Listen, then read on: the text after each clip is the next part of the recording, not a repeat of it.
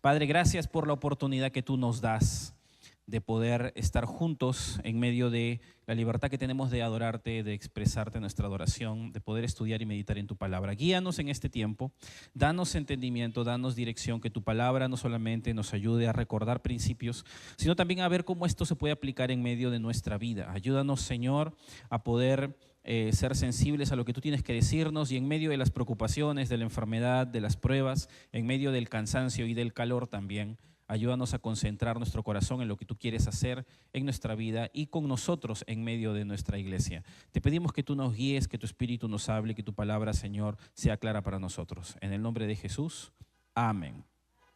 Muy bien, hermanos, entonces vamos a continuar lo que la semana pasada prometimos. La semana pasada iniciamos un tiempo de estudio acerca del amor fraternal y cada uno de nosotros en algún momento hemos oído que debemos amarnos unos a otros. Cuando vamos a la Escritura, cuando vamos a la Biblia, nosotros podemos entender que todo hijo de Dios que conoce la palabra entiende que debe mostrar amor unos para con otros, y esto es dentro de la comunidad de cristianos.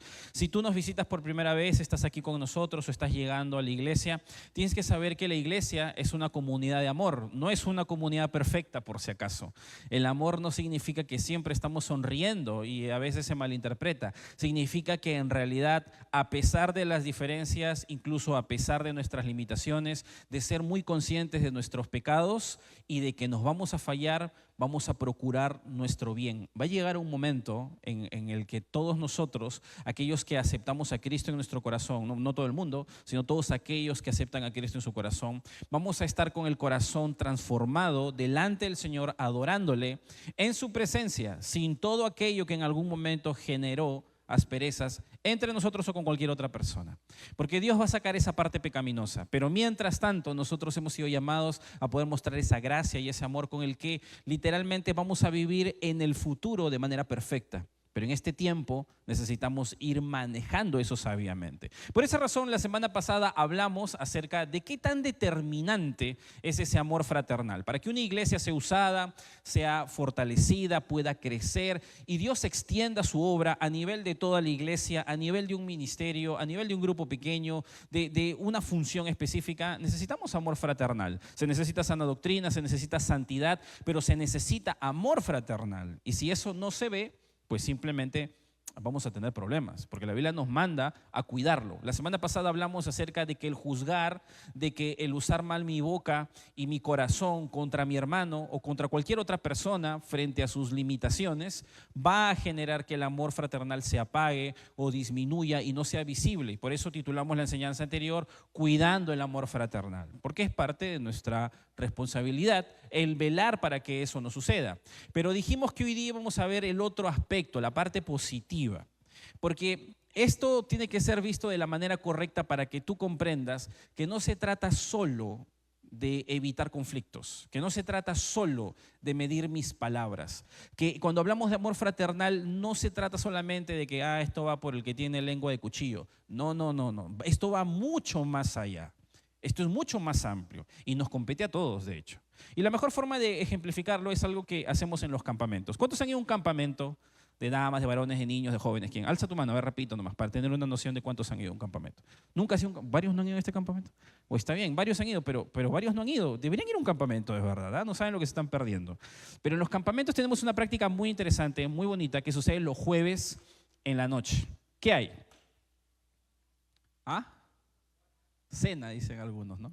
También, porque ese día a veces hace una cena especial. Pero después de eso hay una fogata, un tiempo de fogata, ¿no? En casi todos los campamentos, no puedo decir que en todos, pero la mayoría de las veces, el jueves en la noche, o sea, la última noche del campamento, antes de que el día siguiente todos partan, usualmente se hace un tiempo de fogata. Y esto es en el campamento que nosotros desarrollamos. No sé si ha sido a otro, posiblemente no.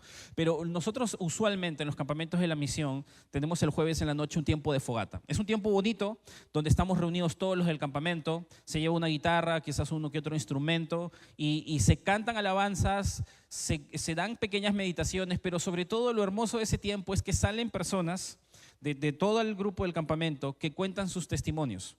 Usualmente después de todas las enseñanzas que han habido, de los tiempos que han habido, hay corazones que han tomado decisiones, circunstancias que Dios está tratando. Y ese es un momento donde glorificamos a Dios dando gracias y personas cuentan sus testimonios. Y una de las cosas que pasa en medio de ese hermoso tiempo, usualmente, no digo que siempre, es que tomamos una rama y la tiramos al fuego para avivarlo. Y después de eso, bueno, la persona sale, ¿no? Esta práctica de tirar una leña literalmente a la fogata para que no se apague es quizás la mejor forma de ver lo que hoy día yo quiero hablarte. Porque una de las cosas que tú te vas a dar cuenta cuando vas a la Escritura es que evitar el chisme, por así decirlo, es no echar agua a esa fogata, a ese amor fraternal que está encendido. Evitar el juicio es no apagar esa fogata. Pero el amor fraternal no se mantiene continuamente vivo solo evitando conflictos. Es decir, no basta con no juzgar y no chismear. Eso protege el amor, pero no lo hace crecer. El amor fraternal crece cuando la iglesia es intencional en agregar obras de amor como leñas a una fogata que va avanzando. Y justamente de eso se trata la enseñanza de hoy. La semana pasada hablamos acerca de no le tires agua, hermano, no lo apagues. Pero hoy tú tienes una leña en tu mano, o más de una, que te toca agregar a este fuego que todos participamos. Si tú participas en una iglesia local, en este caso como esta, donde nosotros estamos, pues hay una cuota que Dios espera que tú cumplas. Hay un leño o más de uno que Dios entrega en tus manos para que avives el fuego de ese amor fraternal que está en medio de nosotros. Algunos lo han entendido tan bien que están activamente avivando esa llama. Y otros no se han dado cuenta que han venido guardando esas ramas, por así decirlo, y no las están poniendo en medio de nosotros.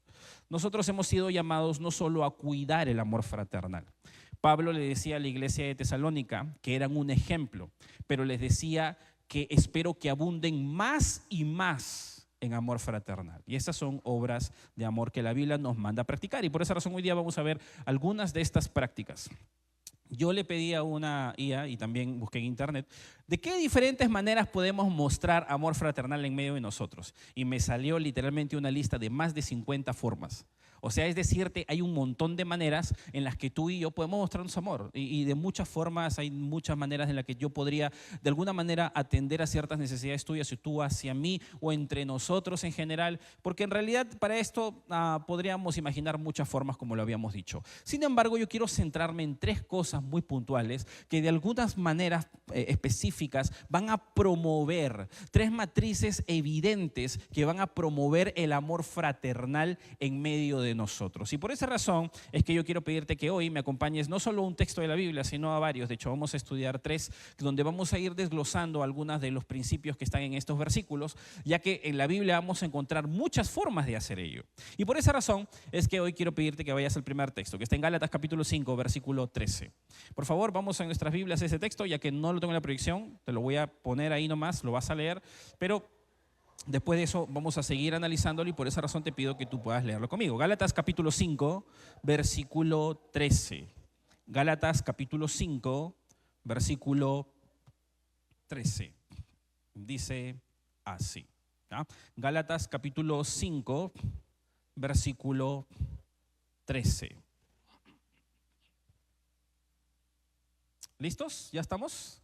Muy bien, vamos a leerlo. Entonces, Gálatas capítulo 5, versículo 13 dice así: porque vosotros, hermanos, a libertad fuisteis llamados, solamente que no uséis la libertad como ocasión para la carne, sino servíos por amor los unos a los otros.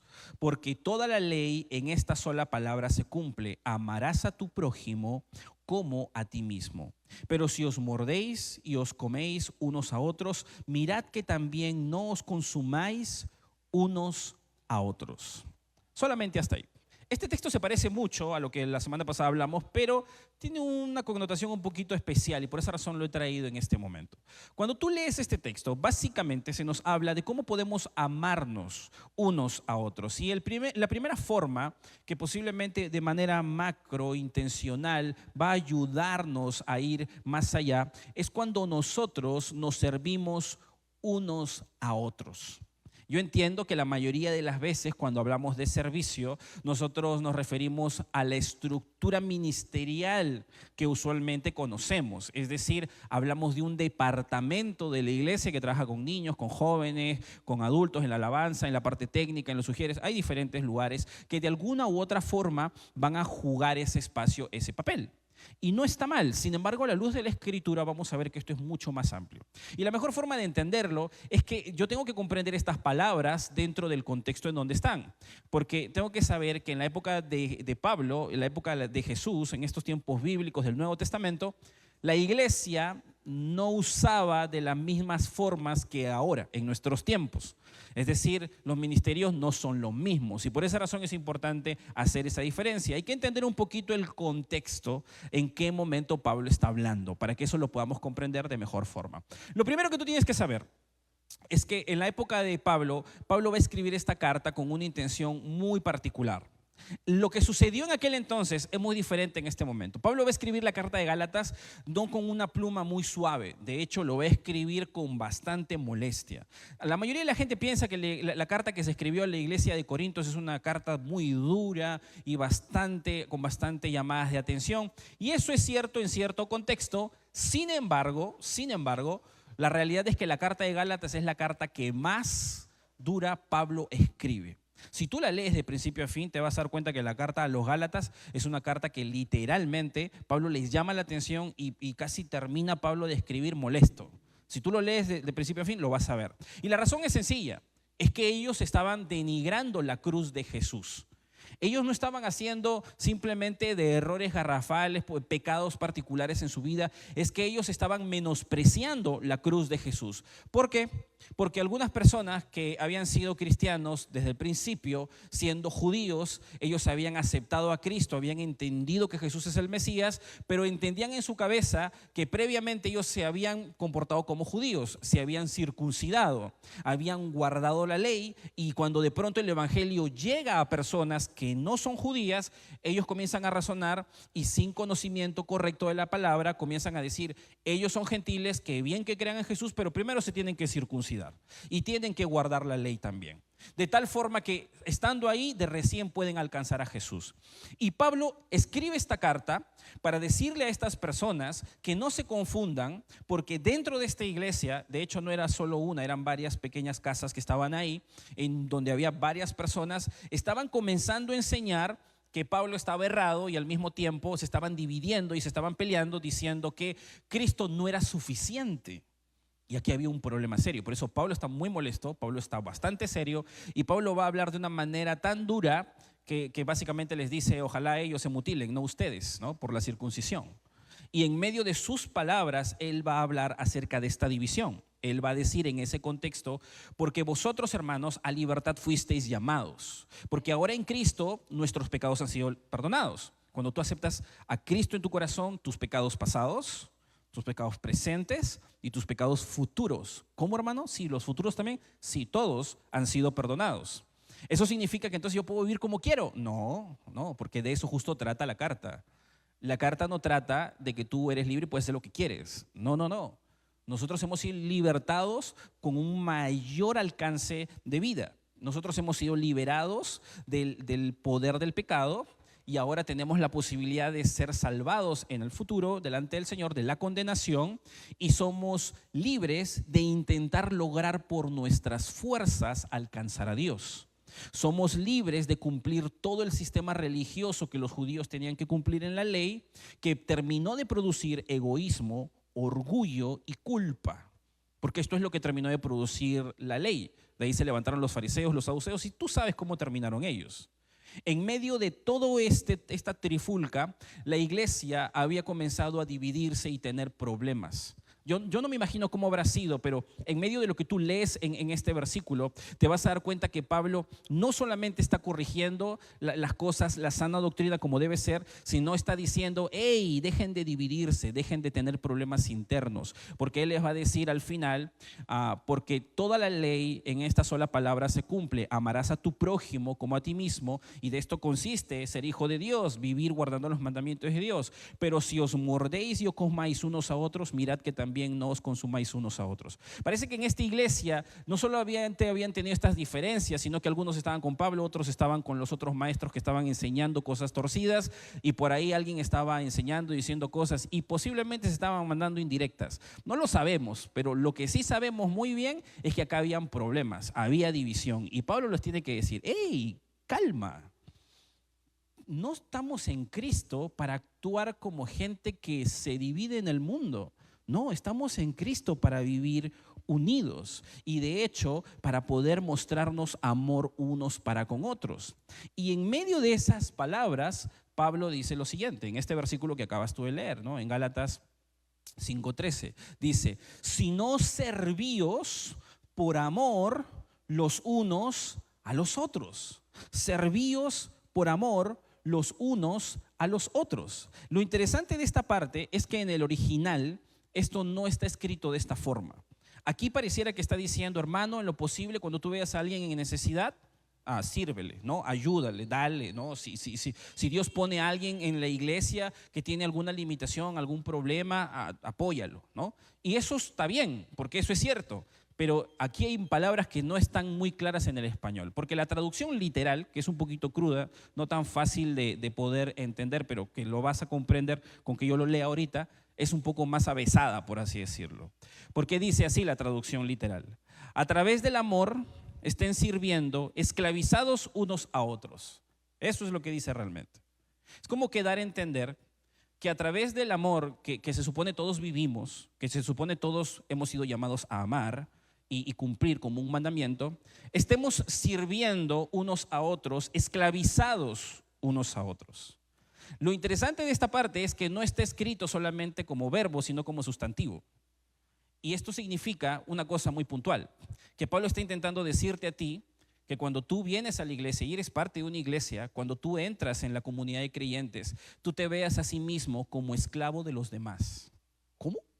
Sí, como esclavo de los demás. Nosotros cuando venimos a la iglesia usualmente venimos con la actitud de servir en algún ministerio, de apoyar en algún departamento porque nos han dado la oportunidad, porque posiblemente en ese ministerio yo me siento bien, hago algo que me gusta posiblemente, veo que Dios me usa de alguna forma, quizás mi don se encaja ahí, pero no llegamos exactamente con la presión de que ahí está mi amo, ¿no? Y tengo que servir ahí a mi hermano. Exactamente. No siempre nos vemos así. Y la intención de este texto es que tú puedas verte a ti mismo como que, hermano, tú perteneces a una iglesia, a un conjunto de hermanos en donde cuando tú entras a participar con ellos, tú estás por debajo de ellos para servirle. Y esta no es la mentalidad que usualmente nosotros tenemos cuando le damos una oportunidad de servir a alguien o cuando nosotros mismos venimos a servir a otros. ¿Te imaginas si nosotros nos viéramos como esclavos de nuestros otros hermanos? Sobre todo considerando que en esta época el ser esclavo no es igual que en nuestros tiempos, ¿no? Nosotros vemos la palabra servir y en el idioma español se ha puesto la palabra servir porque cuando se hizo esa traducción la esclavitud se estaba aboliendo y literalmente pues era un tema muy discutido poner si esclavos o poner si siervos. Entonces escogió la palabra siervos, pero en realidad la palabra siervos le baja el nivel a lo que realmente quiere decir en el idioma original, que es ser esclavo.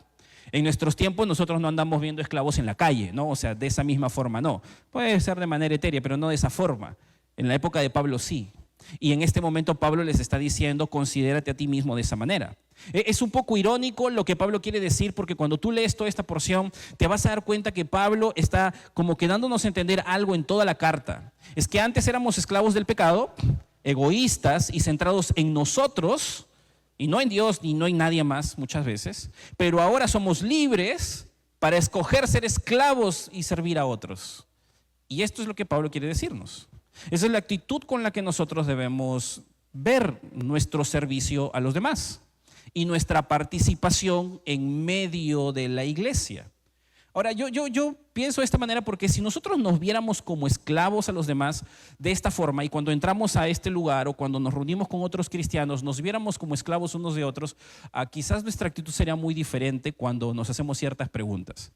Por ejemplo, ¿cómo sería mi servicio cuando yo llego a la iglesia si yo me considero como un esclavo del hermano que está llegando o de las personas a las que yo estoy sirviendo? ¿Cómo sería mi atención y mi disposición de tiempo para esas almas jóvenes o niños o adultos a los que Dios me ha dado la oportunidad de entregar parte de mi servicio. ¿Cómo serían mis pensamientos o cuáles serían mis primeras ideas que llegarían a mi cabeza si de pronto a mí se me ocurre la idea de decir, creo que debo dejar este ministerio, pero soy esclavo? Entonces, creo que los pensamientos serían un poco intrusivos y quizás la cosa no sería tan fácil. ¿Cómo serían mis pensamientos si de pronto yo me doy cuenta que en realidad estoy estresado, estoy agotado, quizás muy cansado, pero soy esclavo? Y entiendo que tengo una responsabilidad que el Señor me ha entregado. Y detrás de eso hay un privilegio que Dios me ha dado a mí que no le ha dado a otros. ¿Cómo serían mis pensamientos si yo comienzo a considerar que ya no me alcanza mucho el tiempo para seguir sirviendo a personas que se supone Dios me ha entregado para yo como esclavo servirles? Y porque ahora tengo muchas cosas que hacer. Hay circunstancias, ¿no? Hay oportunidades y definitivamente hay coyunturas. No intento chancar a nadie que de pronto por un momento ha dejado de servir en algún ministerio, ¿no? Hay un momento en el que a veces mujeres, damas se embarazan, hay que cuidar a un hijo. Hay momentos en que personas están enfermas. Hay momentos en los que coyunturalmente posiblemente no estamos acreditados para ejercer cierta influencia. Pero hermano, si tú vives así todo el tiempo, si ese es tu estilo de vida, estando en la periferia, tú no estás entendiendo que servir es parte de tu cuota de amor y es parte de una necesidad que contribuye a tu crecimiento. Cuando tú planificas vivir en la periferia, el calor de la iglesia no te va a tocar. ¿Tú sabes qué tan frío es Plutón? ¿Tú sabes qué tan fríos son los planetas que están lejos del Sol? ¿Y tú sabes qué tan caliente es Mercurio? Hay realidades que tú no puedes evitar si tú te proyectas a vivir de esa forma. Por eso digo, hay coyunturas. Sin embargo, cuando tú vives de esa forma, tú tienes un problema. Sobre todo cuando la Biblia dice que tú eres esclavo de esta comunidad. Suena feo, ¿no? Pero en realidad es así. Yo tengo que venir con ese chip, porque cuando yo vengo con ese chip, mi actitud es otra, mi disposición es otra, mi negativa también es otra. Entonces, ¿qué hago, hermano? Pero hay ciertas limitaciones que otros no tienen. Y aquí hay que pensar, porque hay muchas cosas que pueden cambiar. Y tantas variantes que cada caso podríamos decir que es diferente, pero Dios nos da esa disposición. Hablemos de las personas que son mayores. Quizás hay ministerios que ya no se pueden hacer porque cierta edad, cierta enfermedad, cierta limitación llega a nosotros. Y eso es normal. Hay un tiempo para todo. Sin embargo, cuando tú vas a la Biblia, a nivel bíblico, y tú encuentras todos los diversas oportunidades de servicio que podían darse, tú te vas a dar cuenta que en su mayoría, el 90%, casi yo diría el 100%, de ministerios que en la Biblia existen, no están limitados a edad. Tú los puedes ejercer siendo muy joven como adolescente o adulto en tu vejez. En nuestros tiempos hay ministerios que posiblemente están un poco más complicados, ¿no? Como por ejemplo luces o tecnología o alabanza, que de hecho limita ya no solo la edad, sino limita hasta la capacidad. Pero en los tiempos bíblicos hay un montón de actividades que no están reducidos a que seas joven. Hay muchas cosas que se pueden hacer sin incluso pertenecer a la estructura de un ministerio. Eso no significa que podemos ir por donde queremos, pero podemos hacer más de lo que pensamos. A mí me ha encantado saber que hay personas, por ahí siempre han habido, que cuando la iglesia hace actividades, tienen disposición de servir y no de figurar y de apoyar de diferentes maneras. Por ejemplo, en Profan tuvimos la oportunidad, esta semana hemos tenido el EBDB, ha sido todo un trabajo de gente que ha dispuesto su pasaje, su tiempo y su calor, porque literalmente allá es otra cosa, no es como venir aquí, hay como que 40 minutos de aquí hasta allá para poder ir a servir. Y aparte de eso, después de todo eso, termina la labor, hay que dejar limpio. Pero una persona vino, se me acercó y me dijo, hermano, yo voy a ir a limpiar. No sé si alguien más estará ahí, pero todos los días, después de que todos terminaban el trabajo, dejábamos las llaves, esta persona iba y dejaba todo limpio para que al día siguiente todo pueda volver a hacerse. No quería figurar, no pidió más, simplemente eso. Y no es la única, han habido otras personas que a veces han hecho cosas similares, porque hay esa disposición de poder saciar necesidad. Y en realidad nosotros todos hemos sido llamados a servirnos unos a otros. El mandamiento está claro aquí. Jesús no vino para ser servido, vino para servir. Y si nosotros hemos sido llamados a vivir ejemplificando su vida, nosotros vamos por el mismo lugar. El servicio tiene muchos beneficios, como el hecho de que rompe el egoísmo y me empuja a amar. El servicio une vínculos, genera lazos que no son fáciles de romper. Yo he sido testigo de cómo yo he generado afinidad con ciertos mentores porque han servido a mi vida. Y yo lo he visto con otros hacia mí. Y yo lo veo con ustedes, con otras personas. Porque eso es lo que hace el servicio cuando uno lo hace de corazón. Genera vínculos responsables. Jesús con sus discípulos. Incluso Pablo con sus colaboradores. En un momento determinado él se iba a ir, iba a salir de Éfeso. Y los que habían servido con él sabían que él ya no iba a regresar. Y ellos de tristeza lo abrazan y lloran con él porque, bueno, pues Dios sí lo había dispuesto. Pero en medio de todo eso se generan vínculos que benefician a nuestra vida. El servicio genera una cultura de amor y de muchas formas nos hace sensibles y nos calibra el corazón para recordar que el estar en el reino de Dios no se trata de escalar hasta arriba para que todos te vean, sino de descender hacia abajo para servir a los demás. Cuando Jesús limpió los pies de sus discípulos, fue un claro ejemplo de recordarle a sus discípulos que el servicio y la entrega no se trata de que hablen mejor de ti y que estés más arriba y más gente te sirva, sino todo lo contrario. El servicio calibra tu corazón. Cuando tú te desconectas de servir a tus hermanos, tú comienzas a pensar que algunas cosas te deben a ti. Y las quejas a veces vienen. No siempre, pero eso puede pasar. Y con el tiempo, eso es natural en todos. No es que somos los únicos, es que nos pasa a todos. Necesitamos servir más que solo tener una oportunidad de hacer algo. Dios espera entonces que nosotros hagamos algo intencional con todo esto.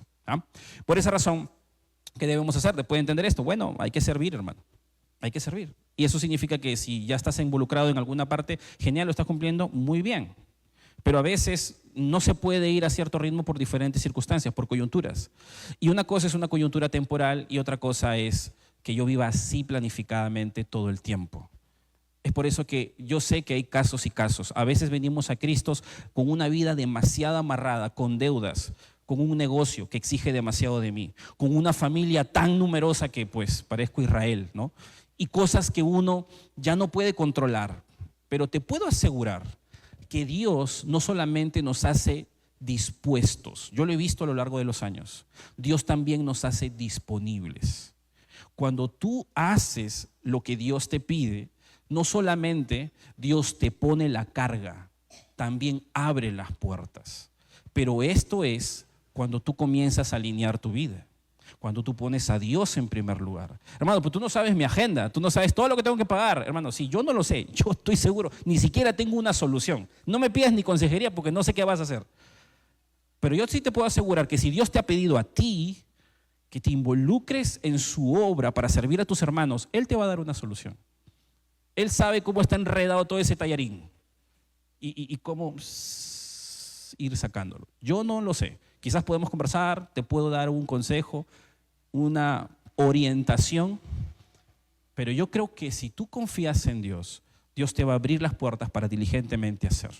Dios no está esperando cristianos de segunda categoría. En ningún momento tú ves eso en la Biblia. Dios ha llamado a toda la iglesia a involucrarse en la expansión del reino de Dios. Y a veces eso sucede por otros motivos, no necesariamente porque no estoy disponible. A veces es porque no he llegado a desarrollar ministerialmente ciertas oportunidades. A veces hay oportunidades mucho más amplias. ¿Qué espera Dios entonces con mi servicio? Que yo descubra, por ejemplo, mi don, que lo use y lo desarrolle.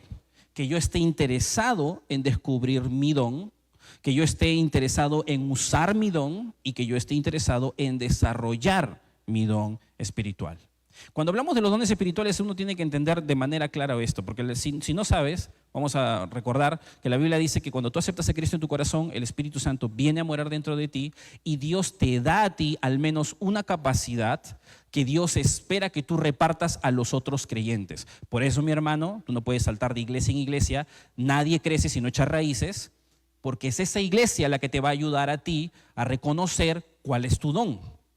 no solamente a ti. Cuando Dios te pone un don, Dios te muestra la necesidad, Dios pone una carga en ti, tú la ejecutas, Dios te puede usar, pero tú tienes que saber que así como Dios te lo revela a ti, se lo va a revelar a la iglesia. Y en algún momento va a venir alguien y te va a decir, hermano, este es tu don, ¿no? Qué generoso eres, Dios te ha puesto para que des. O hermano, tú cuando hablas de Cristo, los creyentes, tú pasas y se convierten, ¿no? Las personas, porque tienes ese don de evangelismo, ¿no? Hermano, cuando tú enseñas, Dios me edifica, ¿no? Porque Dios usa el don de enseñanza que tú tienes. Si queremos que esto se haga bien, este evento, ponga a este hermano, porque él es cuadradito, ¿no? O sea, él lo hace bien, va a cumplirse, no hay que estar recordándoles las cosas. Él organiza y administra bien lo que Dios le ha entregado. Y por esa razón, los dones juegan un papel importante. Mi don espiritual es una herramienta que contribuye a llenar un vacío que en medio de nosotros existe.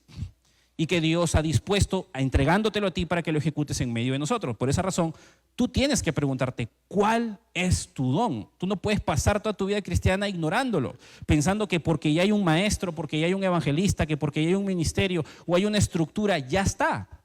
Te puedo asegurar que gran parte de la madurez espiritual no la sustenta ni la guarda la estructura, las estrategias de la iglesia, sino el espíritu que se mueve. Cuando hay un conflicto, no son los procesos los que lo arreglan, usualmente es el liderazgo de alguien, es la enseñanza de una persona, es la misericordia de alguien que anima, es alguien que exhorta muchas veces, el que va y cubre esos vacíos, es el espíritu obrando. Por esa razón es que tú tienes que buscar tu don y estar seguro de que Dios te ha dado uno o más de uno. Y ahí tú tienes que ver. Por ejemplo, te quiero dar una lista de todas las cualidades que podrían haber. Podrían haber más, pero te voy a dar una lista rápida de todos los beneficios que tú y yo y toda la iglesia encuentra cuando tú sabes tu don. Número 1, cuando tú sabes tu don, la iglesia puede identificar al Espíritu Santo en la iglesia, o sea, en la congregación. Es decir, si por ejemplo tú estás pasando una necesidad por A o B, pero estás orando para que Dios provea. No, quizás no es contigo, sino con una obra, como nos ha pasado a varios que hemos servido y estamos orando para que Dios provea algo. Y de pronto Dios pone a una persona y le da para poder dar generosamente para la obra. Y tú ves deja a esa persona que da y tú le agradeces a Dios porque has estado orando, pero tú no ves solo a la persona. O sea, sí, la persona está ahí en buena hora, pero tú ves a Dios proveyendo para su obra. Tú ves al Espíritu Santo moviéndose. Tú le pides a Dios dirección y de pronto viene una persona con el don de consejería, posiblemente de sabiduría, y viene y de pronto te da lo que exactamente tú necesitas oír y tomas las decisiones adecuadas. Tú ves al Espíritu hablando. Cuando de pronto hay una enseñanza, cuando hay un evangelismo, cuando suceden dones en ejecución, la iglesia ve al Espíritu Santo moverse. No enmudezcas el Espíritu Santo ocultando tu don y viviendo a expensas de saber cuál es. Es tu responsabilidad ejecutarlo. Es tu responsabilidad ponerlo en práctica. Cuando yo ejecuto mi don, cuando yo sé cuál es mi don, yo puedo aceptar mejor mi diseño, mi carácter y mi personalidad. Porque cada personalidad es diferente y a veces nos podemos quejar de cómo somos. Pero de pronto, si tú te ves que eres así medio fijón y cuadradito y ordenado y los otros hermanos no tanto, ¿no? Y te dicen, qué espeso eres, hermano, porque tan cuadrado tienes que llevar todo ordenado. Sí, porque quizás Dios te ha dado el don de administración y no tienes que sentirte mal y no tienes que ser igual que otro. Quizás este es tu lugar. Y no necesariamente tienes que estar al frente, no tienes que estar hablando necesariamente. Hay cosas que pueden parecer bien, pero cuando tú entiendes cuál es tu don, tú puedes tener mayor seguridad de ti mismo, de lo que Dios te ha dado, y puedes desarrollar gozo que posiblemente otros no tienen. Yo puedo sentir que Dios me usa cuando yo entiendo cuál es mi don. Yo puedo darme cuenta que soy instrumento en sus manos y eso me motiva a vivir más santamente y a hacer mejor la obra de Dios. Cuando nosotros usamos nuestro don, evitamos reaccionar a cualquier oportunidad ministerial que se aparece por delante, involucrándonos en cosas que posiblemente van a traer a veces traspiés con responsabilidades que tenemos. Porque cuando yo entiendo mi don, otra cosa sucede. Yo tengo mejor visión de mi trayectoria, de lo que Dios quiere conmigo. Porque yo voy entendiendo por dónde Dios me lleva. Y eso no me hace necesariamente estar haciéndome, como quien dice, el rico y rechazando oportunidades. No, pero voy entendiendo por dónde me voy preparando y hacia dónde me voy moviendo. También una de las cosas que sucede cuando tú tienes tu don es que te vuelves más resiliente con las críticas cuando tienes que hacer lo que tienes que hacer y a veces a algunas cosas a algunas personas no les va a gustar porque pues Dios te mostró un camino y tienes que hacerlo y tienes que ser más firme. A veces es así. Y va a pasar. Una de las cosas que va a suceder cuando tú sabes tu don es que te libra de la envidia, porque tú no necesitas ser como el otro, porque tú eres claro que Dios te ha dotado a ti con algo específico que otros no tienen o quizás sí lo tienen, pero no exactamente como tú, para que bendigas la iglesia como debes de ser. Encuentras tu lugar y te sanas de poder tener conflictos en tu corazón, porque así funciona. Dios nos ha llamado a servir unos a otros, y cuando yo no entiendo que eso es parte de mi cuota de amor, entonces tengo un problema. Pero el amor fraternal se ve cuando estoy dispuesto a servir. A veces ese servicio va a venir de manera organizacional, organizada, con un ministerio, y a veces no. A veces va a suceder que estamos en el patio y veo que el patio está sucio y pienso, bueno, pero ahí está el hermano Michael, Alex, Eder, ellos van a limpiar, ¿no? No digo que esté mal, nosotros no tenemos problema en hacerlo, pero en realidad no siempre se puede y a veces hay otras necesidades. Cuando tú piensas que otro lo va a hacer, que otro se va a encargar, tenemos un problema, porque ese tema de servirnos unos a otros va desde lo organizacional hasta las necesidades inmediatas que a veces aparecen. Y realmente una de las cosas que yo he visto muchas veces en la iglesia es que hay bastante disposición para eso. Cuando hay necesidad y lo anunciamos, muchas veces desde este púlpito, siempre hay alguien que ha dicho, por la cantidad de gente que somos, de hecho, hermano, yo voy, hermano, yo doy, hermano, yo hago, porque hay. Pero a veces hay necesidades que no las decimos al frente, corren por ahí y a veces no hay mucha gente dispuesta para eso. No tanto porque yo no creo necesariamente porque hay un mal corazón, sino porque a veces quizás no hay muchas cámaras en eso. Y a veces se piensa que hay alguien que lo puede hacer. Y no siempre es así, hermano. No siempre es así. Y hay muchas necesidades. A veces en la estructura, en cosas físicas, a veces es material. Hay de muchas maneras. No son solamente económicas, por si acaso. Hay diferentes maneras en las que nosotros podemos servir. Por eso la Biblia nos manda servíos unos a otros. Pero esto no es lo único. No es la única forma en la que yo puedo mostrar amor fraternal. Hay una forma más puntual en la que Dios nos manda a hacerlo, y eso no se puede hacer si no estamos juntos. Busca conmigo, por favor, Hechos capítulo 2, versículo 46, por favor. Hechos capítulo 2, versículo 46. Vamos a leer aquí algunos versículos que están en Hechos, y te voy a pedir que vayas conmigo. Hechos capítulo 2, versículo 46, dice lo siguiente. Hechos 2, 46.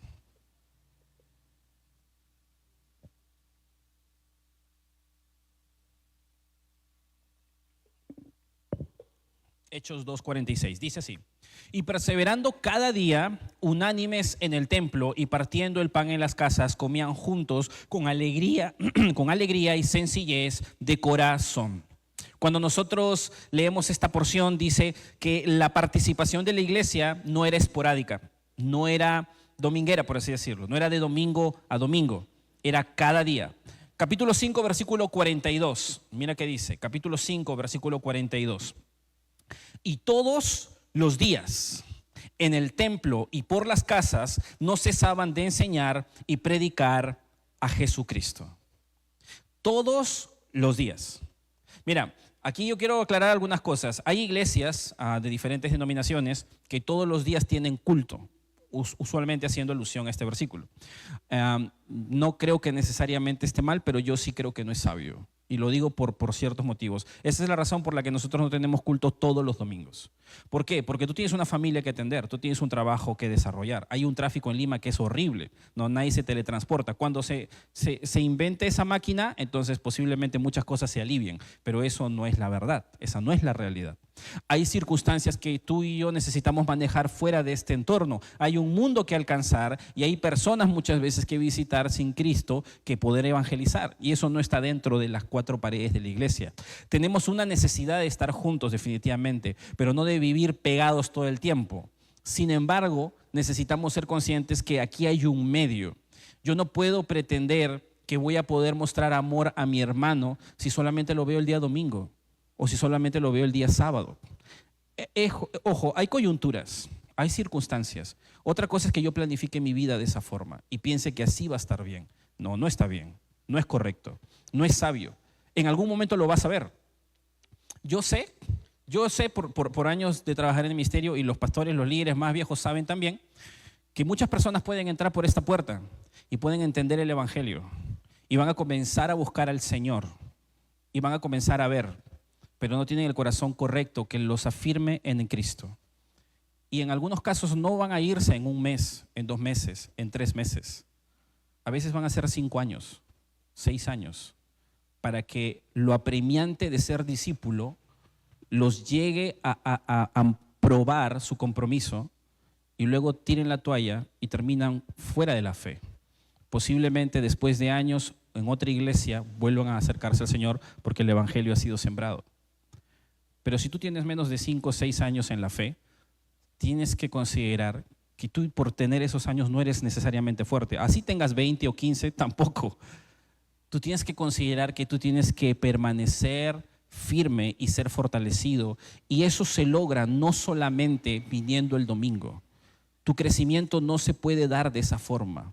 Tú necesitas afianzarte más.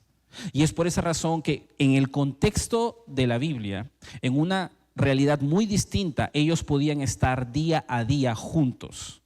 Nosotros quizás físicamente no podemos hacer eso, pero podemos sí entender que hay una frecuencia sana que me empuja a mí a decir, yo no tanto debo estar todos los días, pero yo debo pertenecer a esa iglesia.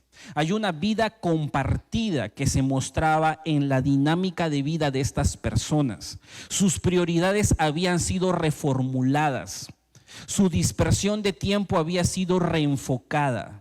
Los primeros cristianos no se veían poco tiempo, estaban presentes más tiempo del que posiblemente nosotros podríamos en aquel entonces, en este tiempo. Pero es una necesidad que todos tenemos, compartir y exponer nuestras almas unos a otros, porque la Biblia nos lo manda. ¿Qué implica estar juntos? Implica en primer lugar la presencialidad. En estos tiempos se habla mucho de la iglesia online, ¿no? Y eso es cierto en cierto contexto, pero hay que ser muy honestos. Iglesia online, bíblicamente hablando, no soporta eso.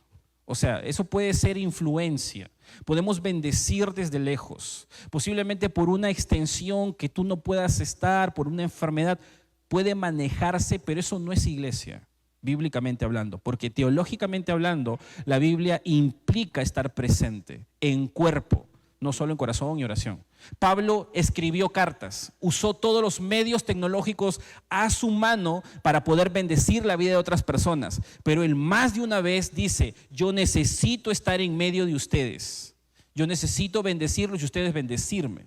Si no estamos presentes, simplemente no se puede hablar de congregar, de estar ahí. Y literalmente eso va a depender de cómo nosotros acomodamos nuestra vida para ello. Es por esa razón que yo decía anteriormente, Dios no solamente es bueno para corregir nuestro corazón, sino para ayudarnos a cumplir todos los mandamientos que Él nos da, y una de esas cosas es estar presente. Uno de esos mandamientos es congregar. Y uno dice, pero hermano, tú no conoces el negocio que yo tengo. Tú no conoces las deudas que yo tengo que pagar. Tú no alimentas a estos 5 enanos que tengo, ¿no? Como si fuera pues una nación. Tú no entiendes mi realidad exactamente qué tan apremiante estoy. Si yo no lo sé, ¿cómo lo digo? Pero Dios sí lo sabe. Y Dios es el que abre puertas y también las cierra. Dios es el que te hace dispuesto y también te da disponibilidad.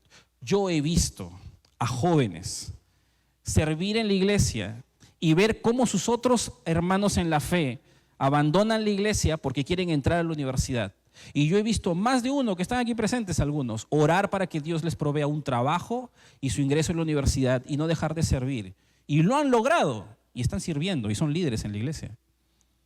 Porque Dios ha movido circunstancias para que ellos den ese camino. Que Dios no lo haga en tu caso, bueno, yo no puedo definir la voluntad de Dios, pero lo que sí puedo asegurarte es que detrás de eso debe haber una razón que yo desconozco, pero posiblemente tú sí la entiendes. Lo que sí te puedo asegurar es que si Dios abrió el mar rojo, sí puede contigo. Así que no hay problema. Solo que necesitas orar, necesitas pedir a Dios que te ayude a estar presente. Hay diferentes maneras de estar presente. ¿Sabes cómo puedes medir si tú estás en medio de nosotros? Hay un montón de mandamientos que son de unos a otros. Es decir, la Biblia nos insta. Yo sé que acá se ve chiquito, Espero quizás por ahí en otro momento lo podemos poner, pero te lo voy a leer rápido. La Biblia dice que debemos amarnos unos a otros, servirnos unos a otros, perdonarnos, honrarnos, edificarnos, exhortarnos, animarnos, soportarnos, sobrellevarnos, orar, confesarnos, aceptarnos, recibirnos, enseñarnos, amonestarnos, saludarnos, hospedarnos, tenernos en común, someternos en el sentido de autoridades, ¿no? Estimarnos, buscar el bien, no juzgarnos, no murmurar, no no provocarnos unos para con otros a ira, no envidiarnos, consolarnos, estimularnos al amor, practicar la humildad, ministrarnos, pertenecer entre todos. Si tú perteneces a la iglesia y puedes decir yo soy parte, al menos tú has practicado el 30 o el 40% de lo que está ahí. Si no puedes llegar a esa cantidad, entonces yo voy a decir, ¿estás seguro? Necesitas un poquito más de tiempo aquí. Entra un discipulado, entra un grupo pequeño. O ven un poquito más frecuentemente, aunque ya hayas terminado tu fase 3. No, ven, no te separes, no te aísles. Siempre habrán oportunidades y coyunturas, pero tú no puedes sobrevivir así. Es cuestión de tiempo para que te pase factura. Hay mucha necesidad para estar juntos. Mucho de esto tiene que ver con perseverar en la palabra e ir más allá. Por último, hay una última forma que no quiero dejar pasar de cómo nosotros nos servimos unos a otros. Y para eso quiero pedirte que vayas a un texto. Efesios capítulo 6, versículo 18. Efesios capítulo 6, versículo 18. Esto lo he agregado como algo que en realidad tú y yo ya conocemos, pero quería hacer esta salvaguarda porque en realidad es algo que lo decimos, pero muchas veces no lo hacemos. Efesios 6, versículo 18. Efesios 6, versículo 18. Dice lo siguiente. Efesios 6, 18. Orando en todo tiempo, con toda oración y súplica en el Espíritu y velando en ello con toda perseverancia y súplica por todos los santos. Orando en todo tiempo, con toda oración y súplica en el Espíritu y velando en ello con toda perseverancia y súplica por todos los santos. Mira, ¿te has percatado que este mandamiento que está aquí trata de orar por tu hermano? Y hay una forma de poder mostrarte amor cuando ya no estás presente, pero acuña en ti amor por la otra persona. Cuando en privado, cuando deberías estar enfocado en tus cosas, cuando tú deberías estar atendiendo tus problemas, cuando en medio de todas las circunstancias que tienes que hacer para poder ser alguien santo, correcto, responsable, cuando tú deberías estar ocupado en ti, te das el espacio para servir a otros orando. Dios nos manda a orar unos por otros, y aunque otros no lo vayan a ver, la Biblia nos dice que nosotros debemos hacerlo. Y cuando tú ves este versículo te vas a dar cuenta que la intensidad con la que debemos hacerlo no es si te acuerdas de tu hermano que está pasando necesidad, eleva una plegaria, ¿no? No dice eso. No dice si te acuerdas, dice en todo tiempo, con toda oración y súplica en el Espíritu. Es decir, es verdad que tengo que orar por el hermano. Señor, sí, provéele por favor, ¿no? Y continuamos, ¿no? Con toda oración y súplica en el Espíritu y velando en ello con toda perseverancia y súplica por todos los santos. Está refiriéndose a los hijos de Dios. Hermano, claro que si tú no oras ni por ti ni por tus hijos, entonces claro que este mandamiento ya está un poquito más rebasándote, ¿no? Si tú no tienes una vida de oración, tenemos un problema, porque ya tú mismo no estás confiando en el Señor. Pero si tú tienes una vida de oración, entonces dale espacio a las necesidades de tus hermanos en la fe. Porque justamente ese espacio, ese pequeño espacio en donde tú incorporas las peticiones de tus hermanos, haces que el amor fraternal se ancle en tu corazón. Yo he tenido muchas oportunidades para orar por otros y tengo que reconocer que muchas veces he dicho, sí hermano, voy a orar por ti. He escrito mensajes que lo voy a hacer y no lo he hecho. Y mucha gente ha hecho lo mismo. No me juzgues, hermano, no me juzgues, vas a pagar el amor. Pero sí te puedo asegurar que muchas veces no lo hacemos, no porque odiamos a la persona, no porque no queremos que la persona sea provista, que el Señor le sane, que las cosas sucedan, no porque tenemos un problema, sino porque detrás de eso a veces hay muchas cosas que hacer. Entonces yo personalmente decidí, literalmente, que no tengo que tomar tanto tiempo para eso, aunque sí tengo que sentirlo. Así que decidí que en el momento que alguien me diga que yo debo orar por esa persona o por un caso, en ese instante, si me es posible, voy a parar y voy a orar por esa persona. No tiene que ser muy larga mi oración, pero yo sí me concentro y decido de corazón, Señor, tú sabes lo que yo estoy pensando, tú sabes que esa persona necesita esto, atiende su necesidad. y con nombre y lo que tenga que significar. Yo personalmente he decidido hacer eso. ¿Por qué? Porque entiendo que se me va a ir posiblemente. Y cuando tengo otra forma de orar en otro horario, yo lo hago y lo agrego en mi cuaderno que tengo, porque es parte de, sobre todo si son cosas muy importantes y necesidades muy puntuales, que muchas veces escucho, que muchas veces oyo o que compartimos con personas. Puedes tú mismo, no necesitas cerrarte en el baño, no necesitas ir a un cuarto. En la Biblia no hay nadie que necesariamente cerró sus ojos para orar ni agachó la cabeza. No, la oración era muy diferente en la Biblia, de hecho. Hay muchas formas que no necesariamente están ahí. Así que tú puedes orar y deberías hacerlo, porque la Biblia nos insta a hacerlo. El hecho de que yo te hable de estas tres cosas, de la oración, que te hable del servir y que te hable, en este caso, en medio de todos estos ejemplos, de estar presente, no es al azar. Es que estas tres cosas abren la oportunidad para que tú ames mucho más. Si tú estás presente, vas a ser testigo de muchas cosas. Si tú estás sirviendo, vas a tener oportunidades de ir mucho más allá, vas a ser retado. Y si tú oras en lo privado, vas a alimentar parte de tu corazón, vas a eliminar parte del egoísmo que nos centra usualmente en nosotros. Y te va a tener mayor motivación a velar por otros. Te puedo asegurar que hay muchas otras formas en las que tú puedes mostrar amor unos para con otros, pero si tú cumples esto, vas a ver a Dios obrar a tu alrededor. Ahora, quiero hacer solo un paréntesis. Si tú eres líder de un grupo pequeño, de un ministerio, si tienes la visión de que Dios te use más allá, esto para ti no es negociable, hermano. Para ti esto, tú tienes que ser ejemplo de esto. Tú tienes que enseñarle a otros a hacerlo y otros tienen que ver que tú lo haces, porque definitivamente el juego detrás, el trabajo detrás de toda la obra que nosotros, Dios nos permite hacer y trabajamos y hacemos, se filtra, se ve y se cose en amor para con Dios y para con unos para con otros. Nosotros somos una iglesia medianamente grande ya, no somos pequeños, tenemos 3 cultos. Mucha gente que sirve en otros lugares que no se ven. Pero te puedo asegurar que mientras más grandes somos, más difícil se hace cultivar el amor fraternal. Es por eso que es importante desarrollarlo de manera personal y en cada ministerio. Y somos los líderes, los primeros llamados a mostrarlo, a tratarlo y a desarrollarlo. Amén. Como debe ser. Oremos. Padre bueno, gracias por la oportunidad que nos das de poder